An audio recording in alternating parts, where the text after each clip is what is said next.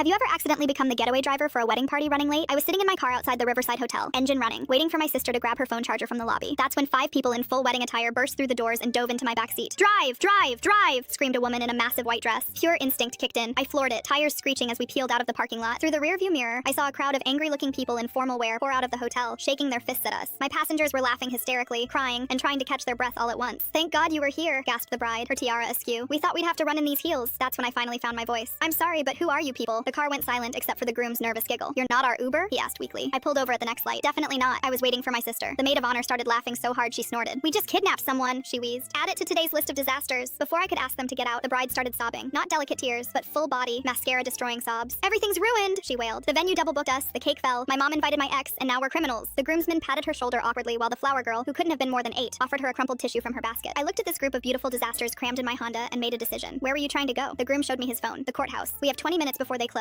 or we have to wait until Monday." They'd abandoned their own reception to elope at the courthouse after the chaos. I checked the GPS. 15 minutes if we hit every green light. "Buckle up," I said, merging back into traffic. "And someone please tell me why there's an angry mob at your wedding." As I drove, they spilled the whole story. The venue had given their space to another wedding. They'd been shuffled to a conference room that smelled like fish. The bride's mom had invited her ex-boyfriend and his new wife, placing them at the head table. The DJ played funeral music by mistake. The cake collapsed when someone bumped the table during the venue argument. "The final straw," said the bride, "was when the other bride showed up and said we were ruining her perfect day by being upset about the double booking. That's when they decided to run. They'd been heading for their honeymoon suite getaway car, a vintage Mustang, when they saw my car running and dove in. We hit every red light. With 5 minutes to spare and 10 minutes still to drive, I had an idea. Does it have to be this courthouse?" They looked confused. "We just need a judge," the groom said. I made a sharp turn. "My uncle's a judge. He's at my parents' anniversary party right now, 3 blocks away." We screeched into my parents' driveway with 2 minutes to courthouse closing time. I didn't even turn off the engine. "Wait here," I commanded, then ran inside in my jeans and sneakers, straight into a formal anniversary party. "Uncle Ramon, emergency. Need you to marry someone now." My uncle, 3 drinks in and feeling festive, didn't even question it. He grabbed his judge's briefcase, which he apparently keeps in his car at all times, and followed me outside. The look on his face when he saw the wedding party spilling out of my car was priceless. But Uncle Ramon was a professional. He stood in my parents' driveway between my mom's garden gnomes and performed the ceremony. My parents' guests poured outside to watch. My grandmother started crying. Someone brought champagne from inside. The flower girl threw petals from her basket with professional precision. The bride's vows included the line, "I promise to always check if the car is actually an Uber before getting in." The groom promised to love, honor, and always be ready to run from bad parties. When Uncle Ramon pronounced them married, the entire anniversary party erupted in cheers. My mom, who'd followed everyone outside, immediately went into host mode. "You're not leaving without cake," she declared. The couple tried to protest, but my mom doesn't take no for an answer. Besides, we had 2 anniversary cakes because my dad had ordered one as a surprise, and my mom had done the same. The newlyweds ended up staying for 3 hours, dancing in my parents' backyard, the bride's massive dress dragging through the grass. The maid of honor and my cousin hit it off. The flower girl became best friends with my niece. The angry wedding party they'd fled from kept calling, but they sent them a photo from the backyard celebration with the caption, "Found a better party." Before they left, the bride hugged me tight. "You saved our wedding," she whispered. I gave them my number, jokingly calling myself their getaway driver for life. They took me seriously. I've now driven them to the hospital for their first baby, to the airport for their honeymoon they finally took a year later, and to couples therapy when they hit a rough patch. Last month was their 5th anniversary. They sent me a card with a photo from that chaotic day and simple message, "Thanks for not calling the cops on us."